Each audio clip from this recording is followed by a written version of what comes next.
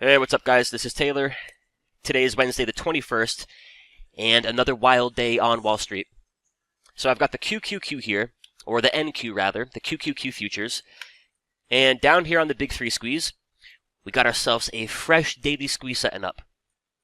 Now, the Big 3 score is a 7 out of 10, so things still lean bullish. One thing I am noticing, though, momentum is broken below that zero line. Now, typically that might not be a big deal. Where that can be a bit more of a bigger deal is when your weekly charts are a little bit overbought. So over here on the weekly chart, we had a squeeze about 12 or 13 weeks ago.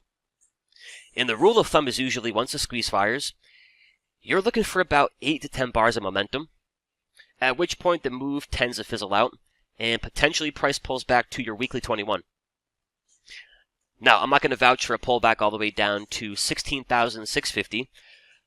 What I will vouch for is playing the over-under game at your daily 21 EMA. All right, keep things nice and simple.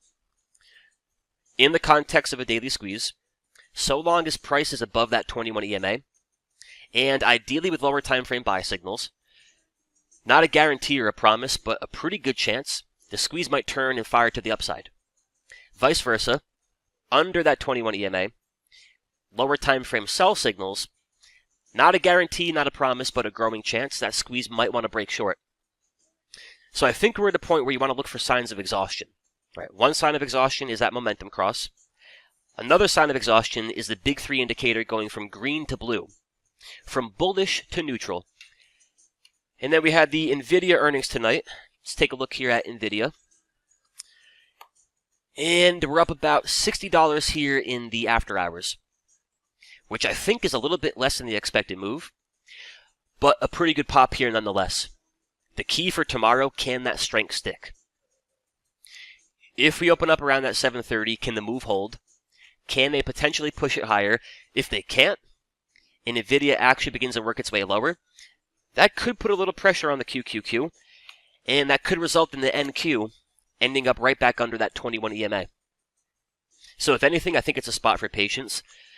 But again, given the fact the weekly squeeze fired, about 12 weeks ago, given the fact a lot of your weekly charts are still pretty overbought, anywhere from 2.5 to 3.5 ATR above that 21 EMA, focus on your daily squeeze, focus on that 21 EMA, make that your over-under level, and I think you take it minute by minute and hour by hour. I'm not going to be in a big rush tomorrow to get long. I'm not going to be in a big rush to get short. I'm going to look for a little bit of clarity. The clarity is going to come from my lower time frames. Right now, we have a 4-hour sell signal and a 15-minute and a 5-minute buy signal, so things are a little bit mixed. What I'm looking for is a bit more consistency across these time frames in the signals. Meaning if we're under the 21 and from a 4-hour chart down to a 5-minute, we have a sell signal, that's going to set up the next short. If we are above that 21, and from the 4-hour down to a 5-minute, we're cranking out that buy signal, that might just set up the next push to the upside.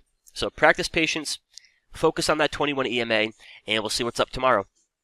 As always, guys, thank you for watching, and I'll talk to you in the next one. Adios. What's up, traders? This is Taylor from Simpler Trading. I wanted to thank you for watching our video, and if you liked the video, go on ahead and comment down below, hit that like button, and make sure you're subscribed and hit that bell icon to get a notification anytime we upload our next video. And of course, if you want to watch us trade live in real time with our own money, check us out at simplertrading.com. Until then, trade safe, and I'll catch you in the next video.